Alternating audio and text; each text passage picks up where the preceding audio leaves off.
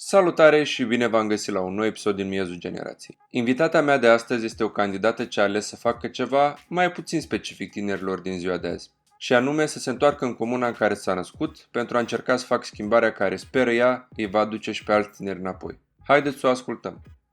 Alexandra, bine ai venit la episodul numărul 8 din Miezul Generației. Îți mulțumesc că ești alături de mine. Bună, Iulian! Mulțumesc eu pentru invitație. Alături de mine este astăzi Alexandra Bucevski, care este candidat la Funcția de primar în Rătăuții Noi. Așa, și ea ne va povesti despre viziunea asupra comunei ei și, în general, să zicem așa, viața la țară. Alexandra, de ce nu încep mai bine întâi cu o scurtă introducere a ta? Da, sigur. Mă numesc Alexandra Bucevski, cum ai spus și tu. Sunt din mediul rural, de la țară. Aici am crescut, aici am copilărit și locuiesc în continuare. Momentan lucrez în domeniul bancar. Am terminat o facultate de științe economice și un master în audit și guvernanță corporativă și mi-am dorit tot timpul să rămân aici, să rămân acasă. Mi-a plăcut viața la țară, chiar și în timpul facultății. Nu mi-a plăcut deloc să stau în oraș, sincer. Adică nu cred că am, să număr așa, 2-3 weekenduri în care am rămas efectiv la Suceava în oraș. Majoritatea le veneam acasă. Nu știu, așa suntem probabil noi crescuți. Ne place libertatea, ne place viața la țară, nu vrem să stăm închiși într-un apartament sau știu eu, și probabil de mici, fiind crescuți în mediul ăsta, este mult mai greu să ne adaptăm când suntem deja mari la oraș. Pot să spun și ca hobby-uri, ce hobby-uri am, fiindcă am fost un pic atacată pe Facebook, lucrez la crochet. Am să zic că da, într-adevăr am o pasiune pentru chestia asta, pentru a face lucruri handmade și în timpul liber, care acum nu prea mai am, dar înainte, în timpul facultății sau chiar și acum, un an în urmă, mi-a plăcut să fac lucruri handmade, am avut răbdarea pentru a face și eu chiar am fost încântată de ce ieșeau din mâinile mele, decorațiuni de Crăciun și lucruri croșetate. Am pus acolo și pe Facebook, eu am o pagină personală și am pus și pe Facebook că lucrez la asta în timpul facultății. A rămas acolo, cineva m-a atacat că lucrez la croșet și vreau să candidez la funcția de primar. Mi s-a părut amuzant. Nu sunt genul care să mă simt rău pentru lucrurile astea, deci o trecut. Pentru mine a fost amuzament. Iar, ce pot să zic, în domeniul bancar, oricum, îmi ocupă destul de mult timp și după facultate chiar mi-am dorit să lucrez în țară, nu mi-am dorit să plec în străinătate. Poate mulți tineri sunt nevoiți să facă lucrul ăsta, însă eu am avut posibilitatea să rămân. Am avut susținerea asta să rămân în primul rând, că nu toată lumea, știu eu, poate descurca cu un salariu de la noi sau eu fiind fată mi-a fost un pic mai ușor să rămân în țară. Iar, nu știu, despre mine ce aș mai putea să spun. În primăvară, când a fost pandemia, de exemplu, aș putea să zic lucrul ăsta că am fost implicat un pic într-o campanie de voluntariat alături de o fundație de aici, din comună, o fundație a unui preot de la noi, a unui părinte de la noi din sat. Mi-a plăcut foarte mult să ajutăm atunci bătrânii din comună. La noi, nu știu dacă ai auzit, Suceava a fost în carantină. Toată zona Suceavei a fost în carantină în perioada de... Da, știu că a fost atunci acel focar destul de grav la Suceava. Da, deci în perioada de urgență lumea era destul de panicată și noi am făcut, era și perioada de Paști, la noi se păstrează mult obiceiul de a merge la înviere. Atunci foarte multă lume a suferit și chiar și noi, tinerii. Pentru noi este ceva frumos. În noaptea de înviere, să mergi la înviere, sunt anumite tradiții și am contribuit și eu, ca să zic așa, cu pachete pentru bătrânii din sat, am distribuit aceste pachete, dar am făcut lucrurile astea așa, voluntar, mi-a făcut plăcere, era perioada de pandemie, atunci era o perioadă în care nu se mai făcea politică și mi-a plăcut să particip. Pe lângă pachete, m-am bucurat că fundația a reușit să doneze și 2 aparate de oxigenare la spital la noi, fiind foarte mare nevoie de aparate. Apoi, ca să zic așa, s-au mai oferit pachete, am mai participat. Acum, fiind lucrurile un pic mai relaxate, o să vedem pe viitor ce se mai poate face cu fundația. Și pe partea asta la altă, nu știu, cumva muncă și campanie momentan. Cum ai ajuns să candidezi din partea Generației Plus și din partea Partidului Plus? Cum am ajuns? Nu știu, probabil așa am simțit la momentul respectiv. La început nu eram chiar decisă să candidez la funcția de primar. Mă gândeam, îmi doream să fiu consilier, să văd despre ce vorba în administrație, să văd cum, nu știu, cum stau lucrurile în primărie, fiindcă la noi nu prea este o transparență a ce se întâmplă în primărie, a ce se votează la Consiliu. Și probabil când am fost cel mai motivat a fost când am mers la o convenție. Am fost la Convenția Plus din București în decembrie anul trecut și mi-a plăcut energia de acolo, mi-au plăcut oamenii, mi-a plăcut cumva, nu știu, atmosfera aia de că se poate. Era așa un lucru, se simțeai așa că îți dă curaj. Și principiile, în primul rând, principiile partidului. De asta am și rămas în partid și am mers mai departe. Înainte să particip la convenție, am înființat o comunitate locală aici la noi și atunci am fost aleasă coordonator local. Pentru mine a fost așa ca o surpriză că eu eram coordonator și m-au ales ceilalți membri, toți fiind băieți. Și pe mine, singura fată, m-au ales coordonator. Păi a fost nevoie de o mână fermă. Da, dar mi-a și plăcut, că mie tot timpul mi-a plăcut să mă implic. Sunt o fire destul de ambițioasă și cumva am și o energie așa aparte, poate, nu știu, în sensul că nu pot să stau locului, trebuie ceva să fac mereu, să-mi caut ceva de lucru, ceva tot să fac. Și după ce am înființat comunitatea, am încercat să găsim mai multe persoane care să se alăture nouă, să aibă aceleași principii, să aibă aceleași principii ca partidul. Și am găsit, spre surprinderea noastră, am găsit oameni care își doresc schimbare în Frătăuți, care vor și ei o comunitate europeană. Că tot timpul am spus, chiar dacă suntem la țară, de ce să nu avem condiții ca la oraș sau chiar mai bune? Adică nu trebuie să fim de la țară și gata, nu se pot face lucrurile. Trebuie trecut de acest impas oarecum și de această prejudecată. Exact. Probabil prea mulți ani, bine, eu nu pot să zic că prea mulți ani, eu sunt tânără, adică de acum încep viața, dar am văzut la părinții mei, am văzut la bunicii mei că ei spun, las că bine așa, sau, cum să zic, să mulțumesc poate cu ce au avut până acum și își doresc și ei schimbare, într-adevăr, dar spun că nu s-ar putea sau e foarte greu. Și atunci trebuie să vină cineva cu o energie și cu o viziune nouă ca să schimbăm, să facem ceva spre folosul nostru, spre folosul comunității. Așa am ajuns în politică, ca să zic așa. Am simțit că doar așa pot să schimb ceva, doar așa mă pot implica, fiindcă prin alte metode ți se pun piedici și prin politică am simțit eu că ar fi un pas înainte. Și vorbind de candidatura ta, ce reprezintă ea mai exact pentru comunitatea în care locuiești și ce ți-ai propus să faci?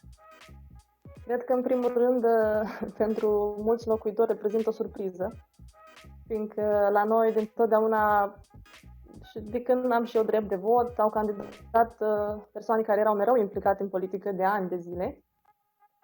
Acum eu am venit nouă în politică și deodată am intrat în campanie și m-am pus direct pe o funcție, să candidez pe o funcție destul de importantă.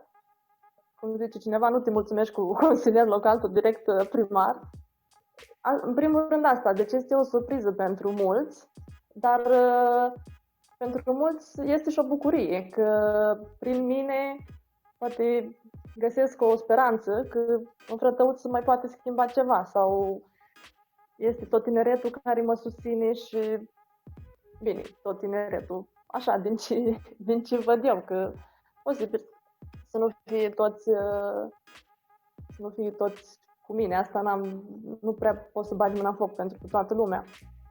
Dar probabil e așa, au simțit și ei că au cu cine să aleagă și asta văd din discuțiile mele cu oamenii, că în sfârșit vine și cineva nou, vine cineva cu suflu nou, vine cineva cu energie, care să vrea altceva pentru comună, care a rămas aici, care își dorește schimbare și așa mai departe. Întrerupem acest podcast pentru un scurt mesaj din partea sponsorului acestui episod, și anume tu. Generația Plus și candidații săi funcționează fără finanțare exterioară. Dacă dorești să-i ajuți și crezi în ei, o poți face la linkul bit.ly/Generatia Plus. Aceste fonduri vor fi folosite în campanie și în cadrul proiectelor faine ale generației. Donează și tu la bit.ly/Generatia Plus. bit.ly/Generatia Plus. Și ca și viziune, cred că asta era a doua întrebare, așa cum am mai spus, îmi doresc să fie o comună europeană, deci nu trebuie să ne mulțumim că suntem în mediul rural, că suntem de la țară și las că merge și așa, las că e bine și așa. Noi am mers din prima prin niște sloganuri că hai să demonstrăm noi că se poate, hai să schimbăm cu ceva frătăuțul. Și aș începe așa în primul rând, cu curățenia din comună. La noi este, ca să zic, e bine că se strâng gunoaiele, într-adevăr, dar nu toată lumea, nu știu, probabil nu toată lumea este informată cum anume se colectează acestea sau nu dau seama. Cu siguranță trebuie mai mult discuții cu omul, cu siguranță trebuie mai multă informare, omul trebuie să fie mult mai informat despre colectarea deșeurilor. La noi chiar se practică, deci înainte de a veni o mașină pentru gunoaie, pentru toate deșeurile menajere, mai înainte trece o mașină care ia gunoiul reciclabil. Dar nu știu cât știu acest lucru, adică nu știu câtă lume preferă să selecteze, să-și pună gunoaiele separat și să scoată întâi sacii pentru reciclare. Și noi ne-am gândit așa, în primul rând trebuie ca oamenii să fie informați, trebuie să li se ofere, poate chiar din școli, la copii, o educație în acest sens, prin cursuri, prin pliante, fel de seminarii oferite, ca ei să știe cum să recicleze, cum să selecteze, în primul rând. Și eu mă gândesc, dacă copilul merge acasă și spune la părinți, uite, punga de la ceva ce face mama acolo trebuie pus într-un sac separat, că vine mașina și o ia separat. Cred că pot să plecăm de la copii, în primul rând, prin educație, prin felul ăsta de a le prezenta și mai apoi, de ce nu, și prin educarea celor mai în vârstă sau că nu doar copiii, toată lumea poate să învețe. Adică tot timpul este loc de mai bine și loc de învățare. Asta este părerea mea. La noi o problemă cu curățenia, din discuțiile mele avute cu câțiva cetățeni, mi s-a spus că mașina de gunoi, cea generală mare, nu trece pe la porțile fiecăruia. Aici, da, este o problemă, deoarece la noi sunt ulițe secundare, este drumul principal și ulițe secundare, care nu sunt asfaltate. Într-adevăr, accesul este mai greoi, mai ales iarna sau și acum, dacă iese apa mare sau ceva, deci drumul nu mai este în regulă. Și acele persoane nu scot gunoiul la drumul principal. Ele ar trebui să meargă mai mult de 1 kilometru, chiar să ducă gunoiul la drumul principal. Și atunci preferă să-l ducă în luncă sau preferă să-i dea foc undeva pe marginea, la fel, a apei sau... Și asta ne dăunează pe noi, în primul rând. Deci e vorba de protecția mediului, e vorba de sănătatea noastră e vorba de curățenie și de, nu știu, de frumusețea Luncii, că noi stăm aici lângă Lunca Sucevei, deci lângă noi curge apa râul Sucevei. Și e un loc foarte frumos. Doar că ar trebui să știm să-l promovăm, în primul rând, și să-l respectăm. Însă, dacă la oameni nu le oferi alternativă, nu le spui, uite, în fiecare zi înainte, cu o zi sau nu știu, să vină mașina de gunoi generală, trecem noi și vă luăm gunoiul, scoteți la ora cu tare, nu știu, trebuie programe stabilite pentru ca oamenii să înțeleagă și să nu mai ducă gunoaiele în luncă, să nu mai le dea foc și o să-și dea seama și o să vadă că este mai ușor să le scoată doar până la poartă, dar în momentul de față e un pic mai greu. E un pic mai greu pentru ei și chiar îi înțeleg. Poate, deși dai dreptate la un moment dat. Nu o să scoată omul la 2 săptămâni, dita mai roaba și merge cu roaba 1 kilometru și ceva ca să ducă gunoiul la drumul principal. Asta pentru noi, ca să zic așa, a fost o problemă destul de gravă. Deci vorba de curățenie și de selectarea gunoaielor. Ca și mai o viziune, ca să zic așa, altă viziune a noastră, ar fi partea de tineret. Deci la noi foarte mulți tineri sunt plecați. Ei au fost nevoiți mai mult să plece în străinătate pentru a câștiga un ban în plus, pentru un trai mai bun. Mulți își doresc să-și facă o casă aici la noi sau să aibă bani să-și cumpere o mașină și multe lucruri, să aibă o viață mai bună.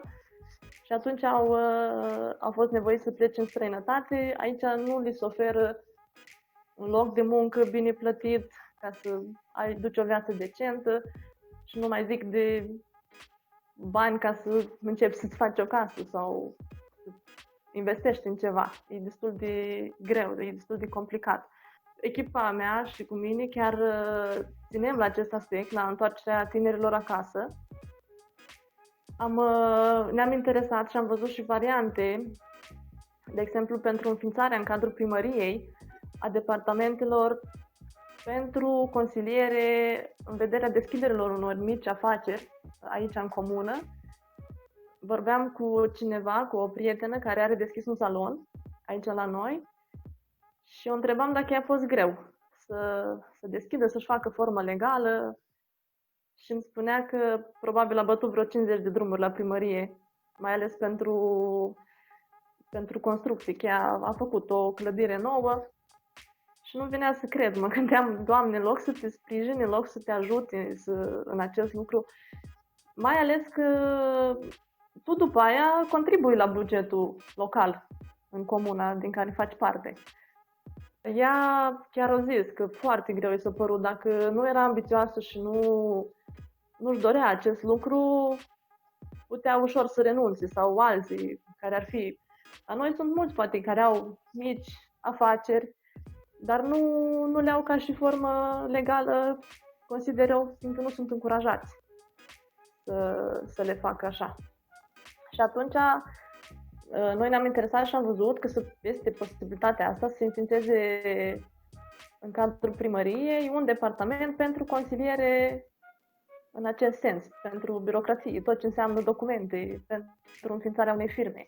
De ce nu și pentru consiliere în vederea obținerii unor fonduri, pentru start-up-uri sau știu eu. Adică se poate, nu știu, noi tot timpul am mers pe principiul ăsta că se poate. Vrem să atragem tinerii înapoi, deoarece vara, într-adevăr, este foarte frumos și aglomerat la noi în comună. Vin toți din străinătate, te întâlnești cu prietenii, ai cu cine să bei un suc, ai cu cine să faci un grătar. În schimb, în perioadele astea, primăvara, toamna, este cam monoton, așa. Mergi la muncă, vii acasă și nu prea sunt tineri ca să te întâlnești la noi în sat. Pentru tineri se pot face multe, părerea mea, deci de la organizarea de evenimente pentru aceștia, ca să-i atragi la noi în comună, amenajarea de spații, de parcuri, de, nu știu, orice, astfel încât ei când vin să vină cu drag, chiar dacă se întorc cu drag acasă, că până la urmă orice tânăr vine cu drag înapoi acasă, are familia, prieteni aici, dar pe lângă toate astea Deci se pot oferi și alte alternative. Să aibă unde să iasă să întâlnească la un suc, să aibă unde să se relaxeze. Sunt multe alternative care se pot oferi tinerilor. Bine, când am început să ne întâlnim și să discutăm și să vorbim, eu și cu echipa mea, ne gândeam noi, că noi aici având luncă, ne gândeam la piste de bicicletă prin luncă, adică aveam multe idei. Păi și asta, și formele de divertisment și relaxare sunt o cale de a atrage tinerii înapoi. Exact. Vedeam aici, pe la noi prin zonă, este undeva tot făcut traseu pentru biciclete, prin păduri, prin gen mountain bike, ceva. Și noi discutam că mie cineva mi-a zis, iarăși ca o critică, ca să zic așa, că să cobor cu picioarele pe pământ. Și eu chiar am spus că din fire sunt foarte realist, adică nu sunt genul visătoare. Și aici am trăit și aici sunt în comună de când m-am născut, adică nu am plecat în altă parte, am văzut cum a rămas comuna. E ca și cum, deci a trecut timpul pe lângă ea și comuna au rămas la fel cum era când eram noi mici, când eram noi copii. Și te doare, fiindcă vrei ca să rămâi aici, vrei să vină mai mulți tineri, vrei să ai cu cine să te întâlnești, vrei să ai cu cine să discuți, vrei să mergi la, nu știu, la un prieten care și-a deschis ceva, vrei să... Sunt lucruri pe care ne dorim și noi și nu prea reușim. Că la noi nu se încurajează lucrurile astea, pe lângă toată infrastructura este rămasă în urmă, este foarte rămasă în urmă și automat, dacă nu ai drumuri, nu ai apă curentă, nu ai canalizare, iluminat, multe facilități, un pic te descurajezi ca să-ți faci ceva în comună la noi, să deschizi o afacere în comună la noi. În alte comune unde sunt dezvoltate, sunt și oameni care probabil au curajul să investească. Sunt mai mulți care au curajul să investească. La noi, mai greu. Noi am zis că o să sprijinim în acest fel tinerii și eu când mă refer la tineri, nu mă refer la tineri până în 30 de ani, adică ca să nu fie tineri, sunt, nu știu, tineri pot să fie oricine, dacă are sufletul și se simte că poate să investească și are energia necesară pentru a deschide o afacere, oricând îi se poate oferi sprijin. Asta e părerea noastră, ca echipă. Și cum sunt, spre exemplu, revenind la toți sunt tineri până în 30 de ani, dar cei și mai tineri care sunt acum la școală, care este situația școlară în Frătăuți. eu nu știu exact, dacă poți să spui puțin. La noi, în Frătăuți, situația școlară, ca să zic așa, eu am un frate care acum este în clasa 9 la liceu. Bine, este în clasa 10 la liceu, că deja a trecut mai un semestru cu pandemie și el a trecut într-a 10-a. A fost nu de mult aici în generală. Ca să zic așa, ca sistem de învățământ s-ar putea, eu cel puțin îl văd altfel. Îl văd că s-ar putea dezvolta altfel. Noi chiar ne-am pus una din prioritățile noastre este ca educația să ajungă la standarde europene. În ce sens? Îmi spunea fratele meu că nu au internet în școală, de exemplu. Este internet, dar cu parolă care nu li se dă. Bine, poate la noi se zice, da, le dai internet și ei nu mai învață sau nu mai sunt atenți sau nu mai se uită doar pe telefoane sau așa. Dar o consider, pentru secolul nostru, o consider o necesitate ca ei, ca copii în școală, să aibă acces la internet gratis. Întrerupem acest podcast pentru un scurt mesaj din partea sponsorului acestui episod, și anume tu. Generația Plus și candidații săi funcționează fără finanțare exterioară. Dacă dorești să-i ajuți și crezi în ei, o poți face la linkul bit.ly/Generatia Plus. Aceste fonduri vor fi folosite în campanie și în cadrul proiectelor faine ale generației. Donează și tu la bit.ly/Generatia Plus. bit.ly/Generatia Plus. De asemenea, consider necesar să aibă acces la cursuri predate, nu știu, de exemplu, făcând comparație cu facultatea sau așa, sunt școli moderne prin care cursurile se predau pe videoproiectoare, nu se mai dictează, adică copilul nu mai vrea în ziua de azi, eu din ce văd la fratele meu, ei se plictisesc foarte repede. Ei nu mai vor acum să le dictezi pe caiete, cum eram noi învățați și scriam caiete în șir și le predau și mi-am stricat și scrisul de la cât scriam la mână de la... Și ghiozdanul avea 5 kg? Și ghiozdanul și din ce văd, a rămas cam aceeași situație după ani. Adică între mine și fratele meu sunt 11 ani diferență și nu văd, auzind la el, nu mi-am dat seama, wow, ce fain că s-a schimbat ceva sau așa la sistemul de învățământ sau nu neapărat. Te regăsești în totalitate în sistemul de învățământ cum eram al lui. noi, atunci e același lucru și acum. Și când zic asta, nu vreau să jignesc pe nimeni, dar mă refer poate și la profesori care, nu știu, poate nu acceptă sau nu se predea într-un stil mai digital pentru ei, pentru tineri, să-i atragă mai mult. La sistemul de învățământ sau, cum să zic, și la partea asta de activități pentru copii, pentru tineri, la noi nu se organizează evenimente pentru ei, ca să-și descopere, știu eu, anumite abilități sau să aibă acces la o sală de sport funcțională cu multe, nu știu, dotată altfel. Este o sală de sport, într-adevăr, dar din ce am înțeles, iarna este foarte frigă în ea și nu prea se poate face, nu are o căldură acolo. Eu știu, încă stau și mă gândesc că era mai bine poate când eram eu la școală. Deci pentru fete mi se oferea posibilitatea să facem basket, băieții nu învăța tehnici din fotbal sau, nu știu, sunt niște lucruri sau poate sunt fete care sunt pasionate să facă gimnastică. Trebuie să fie mai multe domenii, mai multe activități pentru ei, pentru copii sau abilități practice. În școala generală consider eu că îți dezvolți anumite abilități și vezi spre ce poți să te îndrepți. Atunci îți dai seama de ce pasiune ai, că ești bun la desen sau că știi să cânti bine, ai talent, ai voce.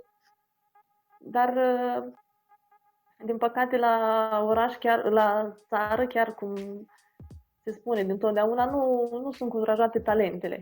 Ca să zic așa, e foarte greu pentru cineva talentat să meargă mai departe. Trebuie să meargă în oraș, e greu și pentru părinți. Nu sunt încurajați nici măcar să înceapă. Exact. Da, păi tocmai dacă nu sunt evenimente prin care, știu eu, să-și dea seama de ce abilități au, că n-au de unde să se trezească dimineața să zică, wow, știu să desenez. Adică trebuie evenimente prin care ei să realizeze, uite, îmi place să fac asta sau mi-a plăcut să cânt la un instrument sau eu chiar sunt bun la fotbal sau nu știu, sunt multe lucruri. Poate erau multe lucruri și când eram eu mai mică, mai organizate, în sensul de sărbări și de evenimente. Acum nu prea am mai auzit. Noi când eram mici se organizau și evenimente la cămin, Halloween și fel de chestii, te întâlneai cu prietenii, adică era mai excursii, nu mai zic. Nu știu, era un pic mai altfel. Acum ori profesorii sunt un pic mai comozi sau, nu știu, nu-mi dau seama. Însă copiii au de suferit din chestia asta. Că stai doar, mergi la școală, vii acasă, ei acum sunt fundați în internet și în jocuri și nu mai comunică, Noi ne întâlneam seara în parcuri, stăteam și povesteam între noi și ne sunau părinții ca să mergem acasă. Uitam să mai mergem. Acum toate discuțiile se poartă pe online. Acum tot este pe online, exact. Nu mai vorbesc Eu nu prea am avut șansa și ocazia ca să particip, dar am mai văzut și videouri și din ce aud de la părinți, de la bunici, de strânsurile de altă dată, de horile de la noi din sat de altă dată, unde se întâlneau oamenii. E plăcut să asculți, să-ți spună cum ieșeau fetele la dans și... Adică acum îi dai mesaj pe net, salut, ce faci? Nu știu, înainte așa era. Acum avem Tinder. Da, exact. Deci înainte erau niște tradiții, niște obiceiuri care se respectau. Erau vorbele din bătrâni care se respectau, noi nu prea le mai știm. Și chiar vorbind cu cei în vârstă, îți face plăcere să auzi ce obiceiuri aveau ei mai de mult și respectau niște lucruri. În primul rând că aveau credința și ei credeau în Dumnezeu și se rugau și respectau foarte mult niște lucruri din la părinții lor, tot așa, din generație în generație aveau niște tradiții. La noi, Duceau tradițiile mai departe. da, la noi s-au pierdut ușor, ușor. Acum nici copiii nu mai merg cu colinda din casă în casă, cum umblam eu cu frații mei când eram mici. Bine, poate și frica asta de părinți ca să-i lase să meargă sau nu știu ce să zic. Noi chiar am avut o copilărie frumoasă aici în comună și viața la țară chiar e frumoasă. Pentru mine, cel puțin, n-aș da orașul pentru nimic în lume ca să mă mut în oraș și să renunț la viața la țară. Aici am crescut, aici mi-am format obiceiuri și poate, nu știu, poate aici, fiindcă am crescut la țară, poate asta m-a și format ca om, să fiu mai ambițioasă și să fiu mai puternică, posibil și acest lucru. Și în încheiere, dacă ai putea să dai un mesaj pentru alegătorii tăi, care ar fi acela? Pentru alegătorii mei, un mesaj. În primul rând, vreau să le spun așa, că eu nu candidez pentru mine personal, nu e o ambiție de-a mea ca să ajung primar. M-am implicat în politică pentru a schimba ceva în comuna din care fac parte. M-am implicat pentru a-mi pune toate calitățile dobândite până acum, multe, puține, dar consider că totuși fiecare avem anumite abilități. M-am implicat ca să îmi pun toate calitățile astea în slujba comunității, pentru a îmbunătăți ceva în comuna din care fac parte, pentru a oferi oamenilor o încredere pe viitor, să nu le fie frică, să zic așa, să rămână în comună. Deci sunt lucruri pentru care vreau să mă lupt și îmi doresc ca și eu să rămân aici în comună și să-mi cresc familia aici în comună. Nu vreau să plec în altă parte sau în străinătate. Am avut ocazia să plec și nu îmi doresc acest lucru. Și m-am implicat în special pentru oameni. Vreau să fiu un prieten pentru locuitorii comunei, nu un primar, ca să zic așa, și la care nimeni să nu ajungă. Îmi doresc să rezolv cât mai multe din problemele comunității și să transformăm satul în ceva frumos, într-un sat pe care lumea să-l iubească, să vină cu drag și să rămână aici, în primul rând. Alexandra, îți mulțumesc foarte mult că ai participat și îți urez mult succes în campanie. Mulțumesc și eu. Mulțumesc mult pentru invitație. Dacă v-a plăcut acest episod, nu uitați să susțineți Generația Plus pe toate platformele de social media, dar și să donați către aceștia prin linkul din descriere. Până data viitoare, spor la treabă!